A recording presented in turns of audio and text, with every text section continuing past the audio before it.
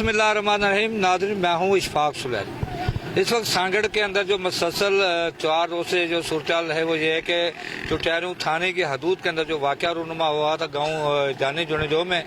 उसके तसादम के अंदर जो है 3 अफराद हलाक हो गए थे, जबकि 19 से ज़्यादा जो है ज़ख्मी हुए थे।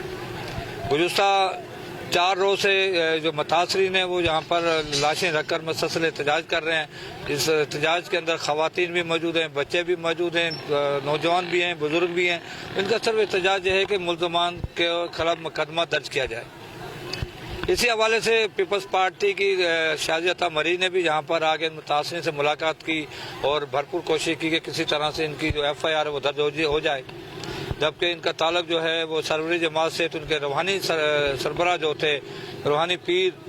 मखदूम जमील ज़मान भी कल जहाँ पे तशरीफ़ लाए। उन्होंने भी बहुत कोशिश की कि इनकी जो FIR है वो दर्ज हो जाए, जो लोग चाहते हैं FIR दर्ज हो जाए। आज इनका फैसला था कि किसी तरह से तफ्तीन जो है वो हो जाए, लेकिन एहतजाज जारी रहे। जिसके हवाले से उन्होंने प्रेस कॉन्फ्रेंस भी की थी, लेकिन बाद में जो उसको मुखर कर दिया गया। इस वक्त हम हकीकत जानने की कोशिश करेंगे कि इस वाक़े की हकीकत क्या है। चुटियारियों जो कि सांगड़ से अगर आप देखें तो चुटियारियों जो सांगड़ से तकरीबन 15 किलोमीटर मशरक़ की जानिब है, और जो कि चुटियारियों डैम जिसको रिजर्वेशन वार कहा जाता है, रेगिस्तानी इलाका बहुत बड़ा उस इलाके में आता है।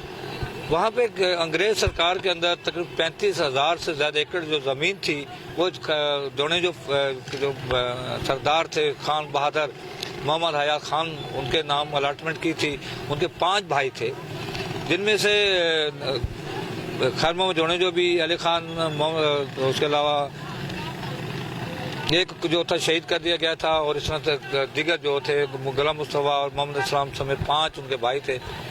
वो बाद में भाइयों के दरमियान थोड़ा सा इख्तलाफात के बाद वो जो ज़मीन थी वो आपस में तकसीम हो गई, और अली बख्श की जो ज़मीन थी वो जो इलाके की जो बासर शख्सियत उसके हवाले होगी। कुछ इस तरह से कुछ सिस्टम चलता गया।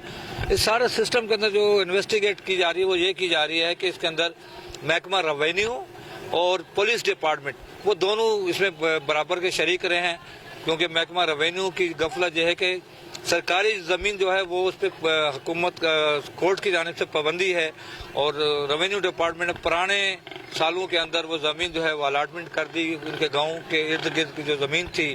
और पुलिस का गफलत यह है कि पुलिस को सारे सिस्टम का पता होने के बावजूद भी पुलिस की ये गफलत थी कि पुलिस इस सारे मामले से खामोशी उसने अख्तियार की। इलाके के अंदर जो तसादम की जो वजह बनी वो ये थी कि वहाँ के जो गांव के जो बहुत बड़ा एक दड़ा था जिसको रेगिस्तानी टीला कहा जाता है, उसको खाली कराने के लिए घरों के आगे जो ज़मीन थी उसको आबाद कर दिया गया है, और उसके बाद वहाँ पे मोर्चे जो है वो बना दिए गए। फायरिंग का सिलसिला चलता रहा, लेकिन पुलिस सारे सिस्टम के अंदर सिर्फ और सिर्फ अपना हिस्सा लेती रही, और रेवेन्यू ने हिस्सा ले लिया था, और किसी ने भी ये कोशिश नहीं की कि इस तसादम को बढ़ने ना दिया जाए। और यूँ ये तसादम जो है खूनी तसादम हुआ, इसमें 3 अफराद जो है कि वो लकमा उजल बन गए और 19 से ज़्यादा ज़ख्मी हो गए। और इस वक्त यहाँ पर इंतज़ामिया, सियासी लोग, समाजी लोग मुसलसल कोशिश कर रहे हैं कि किसी तरीके से इस एहतजाज को ख़त्म कराया जाए, लेकिन असल वजूहात की तरफ को जाने को तैयार नहीं है। इस वक्त 2 मुतासिर हमारे साथ मौजूद हैं, लुकमान साहब भी हैं और रमज़ान साहब भी हैं। हम इनसे असल हकीकत की जानिब भी देखेंगे, पूछेंगे। इनके साथ हम मज़ार हमदर्दी भी कर रहे हैं और मुसलसल इनके साथ चल रहे हैं। सर जी अस्सलाम वालेकुम। वालेकुम सलाम। सर जी, क्या जो मैंने अभी जो अपने इंटरव्यू के अंदर जो बात की है कि जो वहाँ की जो ज़मीनें थी वो जो फैमिली की थी, और वो ज़मीनें जो थी रेवेन्यू ने अलाटमेंट कर दी, सही है? रेवेन्यू कई अलाइनमेंट थी आहे, कुझु बि थियो आहे उहो वॾेरनि जो पाण मसइला आहिनि। वॾा माण्हू उन्हनि वॾी सोच आहे, उन ते असां अॻु त काठियूं कंदा हुआसीं, सुकलूं जेके छिंदियूं उते त केस वेस वग़ैरह कुझु बि कोन्हे। जॾहिं ही आया त चऊं त बसि जूने जो पंजल जो हितां काठी बि न करे,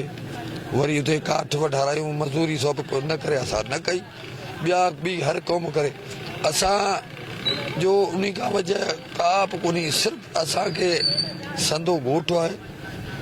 संदे ॻोठ जे ख़ातिर हितां चऊं उथी किथे विहऊं, पोइ केरु थो वेहण ॾे।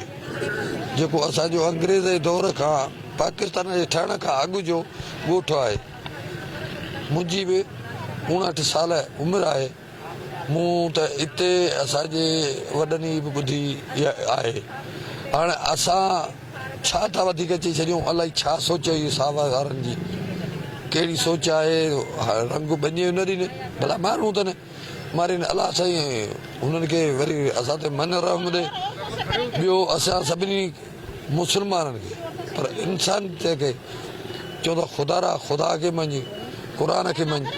असांजो नोटिस वठनि, असांजी मदद कनि, असांजो इंसाफ़ कनि। अच्छा रुमदाम साहब, तव्हां चओ था की तव्हांजी उमिरि बि तक़रीबन 60 साल खां मथे आहे,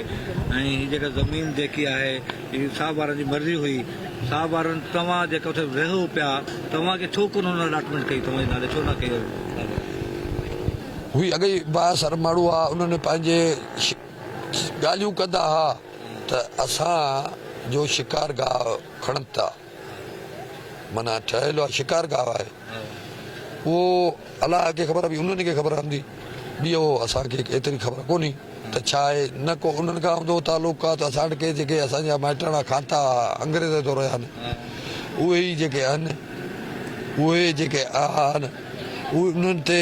वेठा आहियूं। जेके कंहिंजो हिकिड़ो आहे, कंहिंजा 2 एकड़ आहिनि, कंहिंजा 5 एकड़ आहिनि, कंहिंजा 10 आहिनि, 30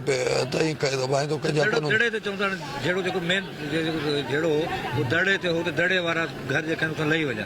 ऐं सुन खे बात कयूं। मसइलो रहियो दड़े आबाद थींदो कोन, गवर्नमेंट बि कोन करे सघंदी। बाक़ी रही ॻाल्हि आहे त हाणे गवर्नमेंट त पाणी टाकियूं न करे करे, उहो त उन्हनि जो मसइलो आहे, असांजो उन जो मसइलो कोन्हे। असांजो सिर्फ़ु ॻोठ जो आहे।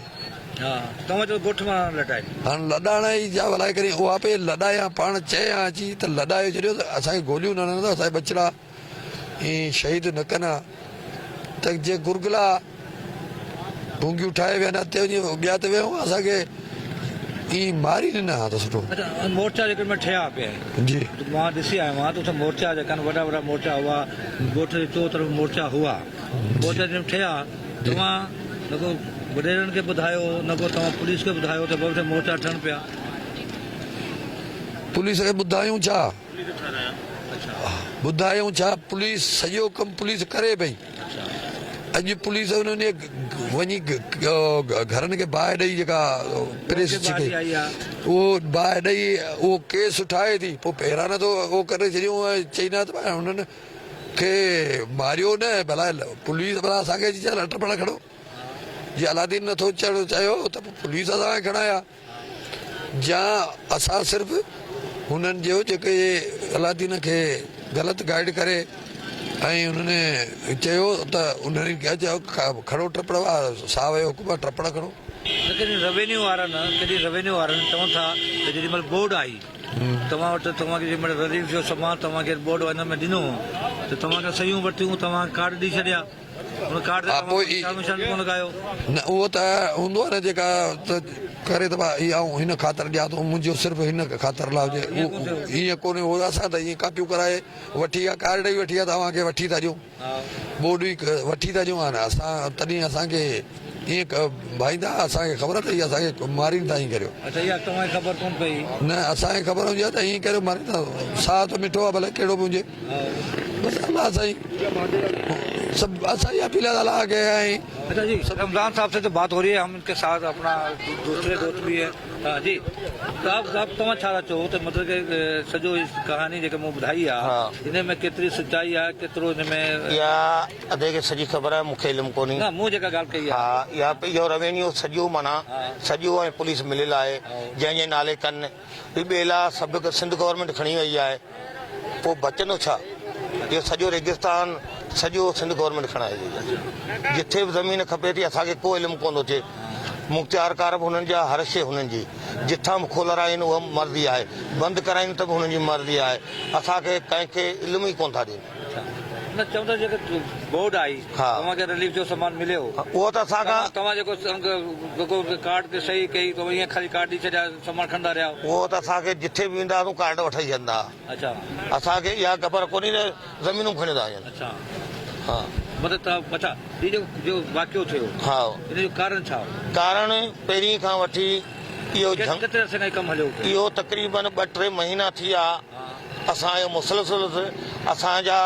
जेके हिननि माण्हू आया इहे हिननि खे इस्तेमालु कयो आहे। ऐं असांजो नुक़सानु इहे माण्हू ॿ टे आहिनि उन्हनि ई नुक़सानु करायो हिननि खे असां बार बार चवंदा हुआसीं बाबा इहो नुक़सानु थींदो उहो नुक़सानु असीं करे वठा आहियूं। हाणे ॻाल्हि थिए थो ॾिसो तव्हां पीपल्स पार्टी जा तव्हां वोटर बि आहियो सपोर्टर बि आहियो जेॾीमहिल एतिरा 3 महीना ताणी जेको सॼो सिस्टम हलियो पिए उते मोर्चा खोटिया पिए हवाई फायरिंग थियूं पिए तव्हां मखदूम साहब खे या पीपल्स पार्टी क़यादत खे हिन बारे में ॿुधायो इंतज़ामी खे ॿुधायो सभु ॿुधायो तूं हीअं चवंदो मुंहिंजा जूणे जा आहिनि ईअं ॿुधाईंदा त भाउ हुते मुंहिंजो ॻोठु आहे मुंहिंजा जूणे जा न मुंहिंजी मर्ज़ी आहे असांजो मसिलो पाण में आहे बिरादरी मसइलो आहे हा असांजो बिरादरी मसिलो आहे ही OGDC जेका वेठी OGDC पैसो हलायो उन खां पोइ उन्हनि ॿुधायो त हीअं थींदो तेल थो निकिरंदो हिते तव्हां वॾो ख़र्बू मिलंदा हर ॻाल्हि छो पोइ उहे शायदि हाणे वधीक छा चई तेल कंपनी उते लॻी तेल कंपनी वारनि ॻोठ वारनि खे तव्हांखे छा ॾिनो असांखे इहो ॾिसी जेको फिदा हुसैन छोकिरो आहे मुंहिंजो भाइटियो बि आहे न्याणो बि आहे उन उते होटल लॻायो ग़रीब माण्हू कणिक लथी परोकी कणिक लथी उहो होटल वञी लॻाई उहो जेकॾहिं पहिरां जी न त न ठाहियो त न ठाहियो जेका कणिक जा दाणा उहे खपाइनि उहो ठाहियो उहो अलादीन जा माण्हू आया जेको ड्राई पट करे होटल कराए छॾियो ड्राई पट करे उहो कढी फेरिंग करे विया जा ऐं जेके उहो सामान सभु खणी खाई छॾियो अलादीन ताईं त कोन उहो कॾहिं ईअं पिया माल पिया काई नहीं चवंदा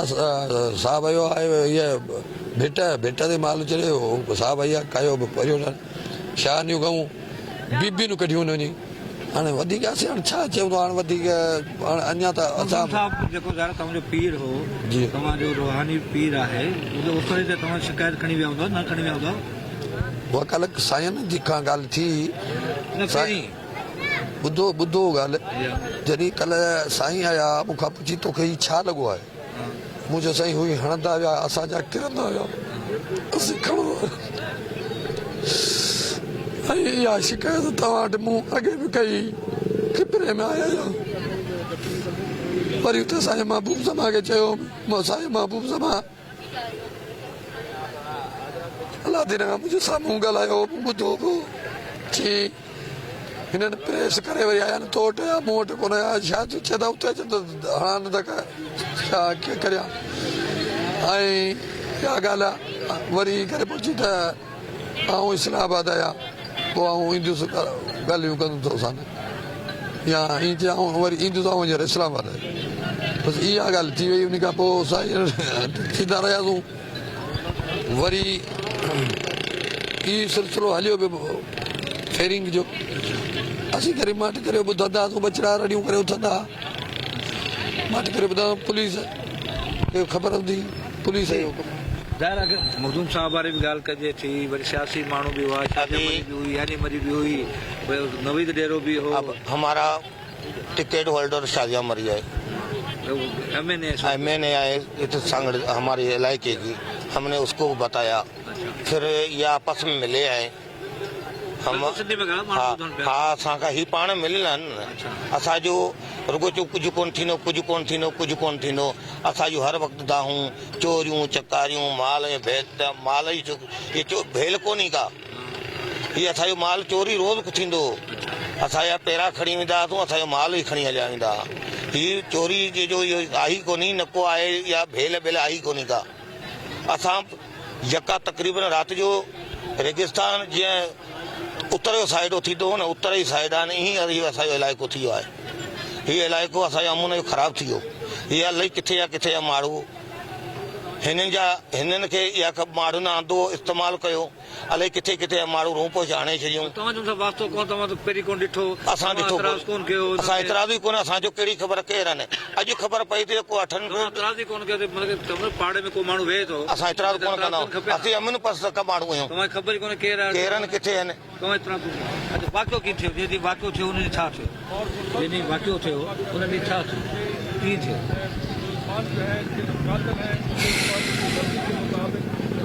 बसि छोकिरनि मथे घरनि ते चढ़ी आया छोकिरनि चयो अब्दुल रसूल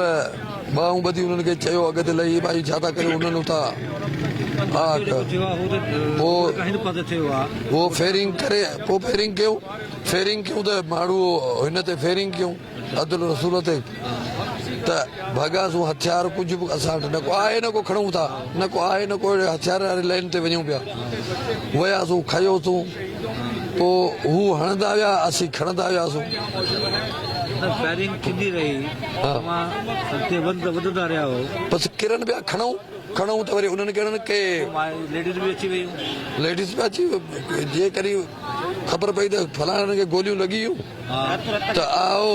पोइ जो हाणे मरी वियो हूअं वञूं था भॼी उहे पिया अची वियूं दड़े वारा माण्हू वधीक आया या ॻोठ वारा वधीक हुआ उहे ई दड़े वारा हुई सॻियूं गॾु आहे विच में त इहा ॻाल्हि आहे दड़े वारा बि अची विया ॻोठ वारा बि अची विया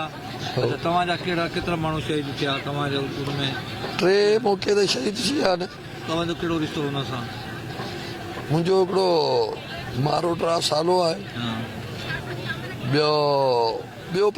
फूफीअ मासीअ जो इहो आहे पुट या अहिड़े नमूने का आहिनि सोट मां सां ॿिया बि लॻनि था जो ऐं ॿिया जेके धकियल आहिनि के भाइटिया आहिनि के भाणेजा तव्हां जेको आहे न फ़ैसिलो कयो त बाबा तव्हां तफ़सील कयो था तूं फ़ैसिलो इहा मूंखे कोन्हे ख़बर उहे जेके अॻुवाण उन्हनि खे ख़बर आहे शायदि इहो फिदा हिन खे ख़बर आहे मुंहिंजो भाइटियो बि आहे न्याणो बि आहे टारगेट उन ते घणो पर ऐं मूं ते अलाह थी वई हुननि खे शहादत मिली वई असां राज़ी आहे भले असां था चवां थो अचे शायदि जी हा अच्छा छाजे करे वधीक ॻाल्हाए थो न ॻाल्हाए बि कोन थो कॾहिं किथे बि साबित को दावा करे ॻाल्हाए वञे त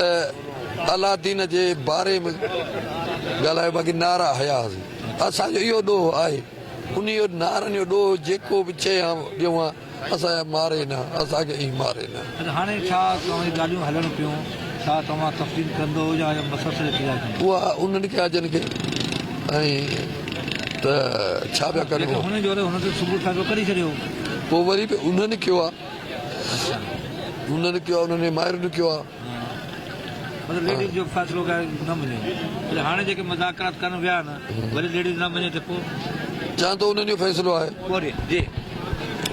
फ़ैसिलो फिदा साईं चए थो फिदा वारनि जो फिदा वारनि सुबुह प्रेस कॉन्फ्रेंस करे चई छॾियो असीं जेको तफ़सील कयूं था एतिजाज कयूं था पर पोइ वरी तव्हांखे इल्मु आहे मेडिकल बि सिंध गवर्नमेंट जो आहे पुलिस बि सिंध गवर्नमेंट जी आहे रेवेन्यू बि सिंध गवर्नमेंट जो आहे वडेरा शाही बि सिंध गवर्नमेंट जी ग़रीब सिंध जी आहे असां ग़रीब मारवाड़ा माण्हू इहे रोलंदा ॾिठासीं के पिनंदा ॾिसंदा असीं छा कयूं अॼु चोथों ॾींहुं आहे मुसलसल असीं वेठा आहियूं SP आयो सो बि शादिया मरी करे आयो पोइ ॾिठो न बाला ऑफिसर हिते सियासत कनि पिया सभु को पंहिंजी सियासत करे हलियो थो लीडरशिप करे थो फोटो सेक्शन करे थो तव्हांजी कहिड़ी मदद करे असांजी मदद अलाउ करण वारो बाक़ी ॿियो ख़ैर आहे फोटो सेक्शन एतिरी मदद कनि न मेडिकल त वठी ॾेखारीनि तकरीरूं करनि था पुरजोश तकरीर करनि था फोटो ठाहिनि था ऐं पोइ हली था वञनि बसि हाणे इहे ॻाल्हियूं असां कार आहियूं कहिड़ियूं ॻाल्हियूं ॿुधायूं असांखे हाणे तव्हां दीवार बि जेकी आहे सोन आहे मिटी बि सोन आहे मिटी खाऊं आहे मिटी खाई मरी वञूं आहे सुठो असांखे गोलियूं हणी रत कढी न मारे आहे अड़े अलाह दीन अदा तव्हां असां खां हेॾो कर थो करे असांजो ॾोह कहिड़ो कयो वडेरे खे टारगेट कयो पिया पर पुलिस ऐं रेवेन्यू उहा बि बराबरि जा छॾे सही रेवेन्यू हुते वञूं न असां रेवेन्यू ॾे त वञूं ई कोन था न रेवेन्यू ॾे ॿनियुनि ते वञूं कोन था न जीअं ॿनीअ ते असीं चऊं था इहा असांजी आहे या न त पोइ करे न असांजूं जेके टुकड़ा अॻे पोखिया ॾाऊं माइटणा खाता लॻा पिया आहिनि हाणे जेके धणी आहिनि ॻोठ जा जेके धणी आहिनि जंहिंजे तव्हां ॻोठ में वेठा आहियो ख़ैर ममदार आहे अली खान वारा न जानी जूने जो ॻोठ आहे उन्हनि जो हींअर पग ते उहो हिननि जो न्याणो आहे उहो अलादीन वारनि जो जहिड़ो सभिनी जो उन ख़ानदान मां शादी कई आहे उनजो न्याणो थी वियो हुजी बाक़ी ॿियो हुन जे ख़ैरुदारनि जे ॻोठ में असीं कोन आहियूं, असांजो संदो ई ॻोठ आहे। तव्हांजा वॾा न पीर बजोणे जो थियो खैर मोहम्मद आरा थिया न उहे जी जी जी ये हमारे रिश्तेदार होते ना, खैर मोहम्मद जुने जो इधर देखा है तुमने, पीर भाई के जुने जो देखा है, हम आपस में रिश्तेदार हैं। अच्छा मगर वडेरा कोई भी नहीं वडेरा कोई अभी देख, कल से तुम देख रहे हो ना, हाँ, दूसरे कौम वाले आ रहे हैं, आपने देखा जानली देखा, नहीं जानली देखा, नहीं पीर भाई को देखा मगर ये वडेरे जो कोई भी आपके नहीं है नहीं है। वडेरे कोई भी आपके असां त घणेई ॿियो चयो त असांजा न पर है नहीं जी। जैसे कि अभी आपने दोनों की जो मुतासरीन उनकी बात सुनी, इनका कहना है कि हमारा तो रेवेन्यू से ना लेना ना देना, हम तो वहाँ पे सिर्फ मजदूरी करते थे और 2-2 एकड़ के जमींदार थे और मुसलसल जहाँ पर जो कुछ भी हो रहा था ज़ाहिर है कि रेवेन्यू पुलिस की मदद से ही हुआ है, लेकिन जहाँ पे जो हादसा हो गया वो बड़ा दर्दनाक हो गया। कहा जाता है कि सिंध के अंदर सियासत करने के लिए लाशों की हमेशा सियासत हुई है। इस वक्त ये तो सियासत नहीं करे, ये तो जहाँ पर कोशिश कर रहे हैं कि उनको इंसाफ मिले, लेकिन बहुत से लोग यहाँ पर सियासत भी कर रहे हैं, फोटो सेक्शन भी करा रहे हैं, तकरीरें भी करा रहे हैं, लेकिन मदद इनकी जो है वो किसी तरह से नहीं कर रहे। जहाँ के वडेरों की बात कर ली जाए, खान बहादुर की बात कर ली जाए, खान साहब की बात कर ली जाए, बड़े खान की बात कर ली जाए, नवाब की बात कर ली जाए, बड़ों की बात कर ली जाए, यहाँ पर ना ही तो पीर भाई जोने जो नजर आ रहा है, ना ही शान अली नजर आया, ना ही खैर मोहम्मद जोने जो नजर आ रहा है, ना ही असद जोने जो नजर आ रहा है, ना ही कोई बड़ा कोई जहाँ पे वडेरा नजर आ रहा है। अगर जहाँ पे कोई नजर आ रहा है तो वो गरीब जो उनके अपने हैं वो यहाँ पे नजर आ रहे हैं। इस तरह के वाकयात को रोकने के लिए यकीनी तौर पर जहाँ पर जालिम वडेरे का किरदार आएगा, वहाँ पर जालिम पुलिस और जालिम रेवेन्यू का भी किरदार है, उनको रोकने के लिए भी पूरी तौर पर इक़दाम करेंगे ताकि आइंदा इस तरह के वाकयात ज़रूर नुमा ना हों। इशफाक सुले सांगड़।